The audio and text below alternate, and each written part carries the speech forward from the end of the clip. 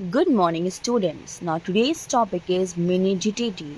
As per the current WHO recommendation in the estimation of blood glucose in the overnight fasting, that means as per as WHO ने recommend किया है कि जैसे कि हमारा जो ब्लड ग्लूकोज है वो ओवरनाइट हम फास्टिंग करेंगे, उसके बाद हम क्या पोस्ट पैंडियर मतलब कि उसके बाद 2 घंटे बाद हम क्या करेंगे, इतना शुगर लोड करेंगे अपनी बॉडी में। जैसे हमने पहले भी बताया था कि 75 ग्राम ग्लूकोज इंटेक करेंगे to confirm the diagnostic of diabetic mellitus को कंफर्म करने के लिए, डायग्नोस के लिए। Next we write this table.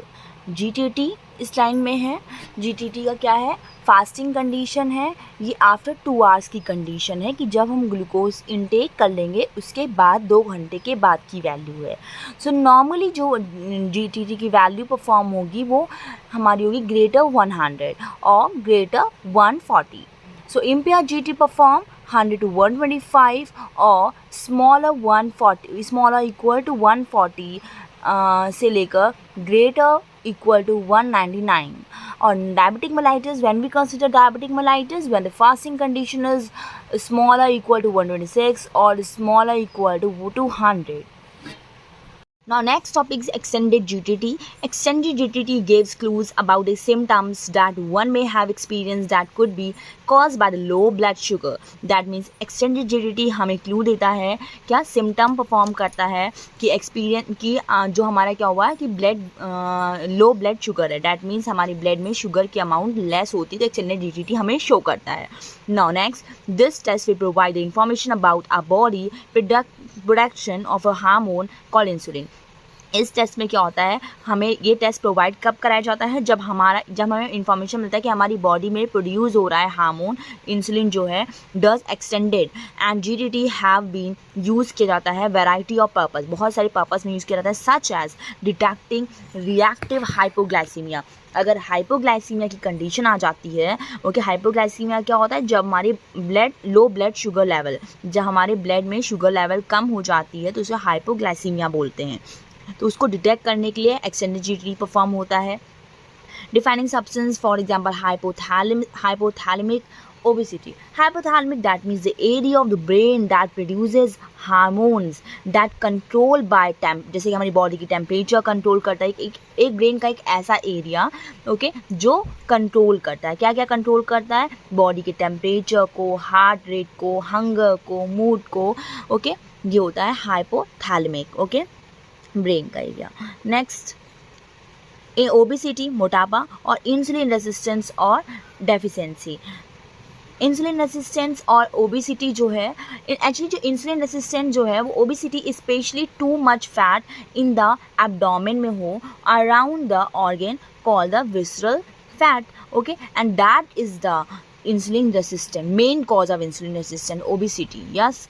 Next, the extended GTT blood samples are collected at 30 to 60, 120 or 180 minutes of glucose, insulin and C-peptide. So glucose का हम लोग क्या करते हैं, इंसुलिन बेस हमारी C-peptide हम लेते हैं। C-peptide एक टेस्ट होता है जो पीपल्स हैव जो 2 टाइप्स, डायबिटिक टाइप 2 जो डायबिटिक होता है, ओके, ओबेसिटी और इंसुलिन रेसिस्टेंस, ये हम may have a high, okay, तो अगर ओबेसिटी रहेगा, इंसुलिन रेसिस्टेंस रहेगा तो उनका जो C-peptide जो लेवल आएगा वो हाई आएगा। क्यों, इसका मतलब क्या हुआ, this means that the body is producing a lot of insulin, इनकी बॉडी में बहुत ज़्यादा इंसुलिन प्रोड्यूस हो रहा है, to keep or try to keep their blood sugar normal, कोशिश कर रहे हैं कि नॉर्मल हो जाए उनकी बॉडी, दैट्स वाई C-peptide ये टेस्ट परफॉर्म होगा। One may have even need to extend the test to 5 hours, that means 5 hours में ये टेस्ट परफॉर्म होगा।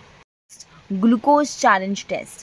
Glucose challenge test GCT also measure the body response to sugar, glucose. That means हमारी body में glucose की amount, sugar की amount को measure करने के लिए ग्लूकोज चैलेंज टेस्ट परफॉर्म किया जाता है। It is done during pregnancy to screen for gestational diabetes. Gestational diabetes को देखने के लिए प्रेगनेंसी टाइम पे हम लोग ये परफॉर्म करते हैं। It the diabetes that develop during pregnancy, जो डायबिटीज़ कंडीशन होता है उस टाइम पे, प्रेगनेंसी के टाइम पे हम GCT परफॉर्म करते हैं। GCT is done in 2 step. GCT 2 step में परफॉर्म किया जाता है। It can be done at any time, ये किसी भी टाइम पे किया जा सकता है ऑफ डे में, not on an empty stomach, खाली पेट इसे नहीं करना है। First one is asked to drink a sugary solution, सबसे पहले पूछना है सुगरी सॉल्यूशन के लिए क्या 50 ग्राम ऑफ ग्लूकोज को। 1 hour later the blood sugar level is measured, 1 घंटे के बाद ब्लड शुगर लेवल मेज़र किया जाता है and it is use to screen for gestational diabetes, gestational diabetes को देखने के लिए हम ये टेस्ट परफॉर्म करते हैं and the test is generally done between the week 24 to 28 of pregnancy, pregnancy के 24 या 28 वीक्स में टेस्ट जनरली होता है। However, जबकि it can be done as early as during the first prenatal visit, that means पहले prenatal visit में ही ये test perform हो जाता है। prenatal क्या होता है? फॉर एग्जाम्पल एक जो कंप्लीट आप वुमेन एक फिजिकल एग्जामिनेशन कराती है इंक्लूडिंग पैल्विक एग्जामिनेशन भी कराती है तो उसको बोलते हैं first prenatal visit. So first prenatal visit में आपका हो जाता है if one is at high risk of gestational diabetes, अगर कोई हाई रिस्क है किसी का गेस्टेशनल डायबिटीज़ का, किस वजह से हो सकता है? Due to the reason is obesity, personal history हो सकती है गेस्टेशनल डायबिटीज़ की कोई, नेक्स्ट फैमिली भी हिस्ट्री हो सकती है डायबिटीज़ की, और भी बहुत से फैक्टर अदर फैक्टर्स भी इंक्लूड हो सकते हैं।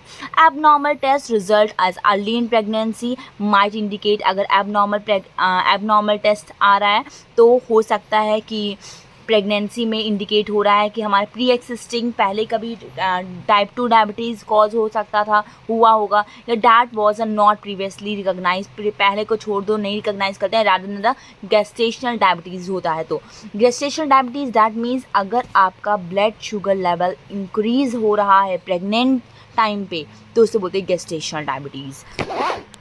अ blood sugar value below 140 mgdl, अगर 140 mgdl से बिलो है तो हमारे आइडेंटिफाई करते हैं अप्रॉक्सीमेटली 80% हमारे आइडेंटिफाई करते हैं वुमेन जो होती हैं विद गेस्टेशनल डायबिटीज़ होती हैं। ठीक है, जब हमें लैब टेस्ट कराएंगे ब्लड का और जब हमारी ग्लूकोज लेवल हमारी इतना आ रहा है, ओके, दैट मीन्स वो क्या है? गेस्टेशनल डायबिटीज़ है।